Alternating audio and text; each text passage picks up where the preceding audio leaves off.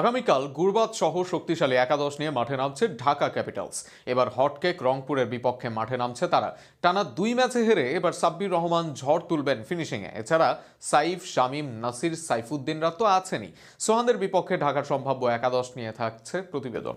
প্রথম ম্যাচে রাজশাহীর বিপক্ষে জয় তোলার পর টানা 2 ম্যাচ হেরেছে ঢাকা ক্যাপিটালস। চট্টগ্রাম ও সিলেটের কাছে হেরেছে তারা। তবে আগামীকাল আরও কঠিন প্রতিপক্ষ রংপুরের বিপক্ষে মাঠে নামবে দলটি। ওপেনিংয়ে সাইফ হাসান থাকছেন, যদিও টানা 3 ম্যাচেই ব্যর্থ হয়েছেন তিনি। আগ্রাসী ব্যাটিংয়ের পাশাপাশি ইনিংস বড় করার সক্ষমতা তার রয়েছে। তবে অপেক্ষা একটা ভালো শুরু পাবার। আগামীকাল সাইফের সাথে জুটি বাঁধবেন আফগান ওপেনার রহমানুল্লাহ গুরবাজ। ইতিমধ্যেই দলের সাথে যুক্ত হয়েছেন তিনি।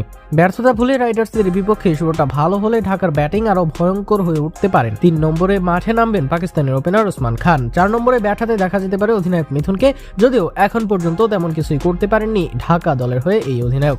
5 নম্বরে খেলবেন সাব্বির রহমান। বড় শট খেলায় পারদর্শী এই ব্যাটার যে কোনো সময় ম্যাচের মোড় ঘুরিয়ে দিতে সক্ষম।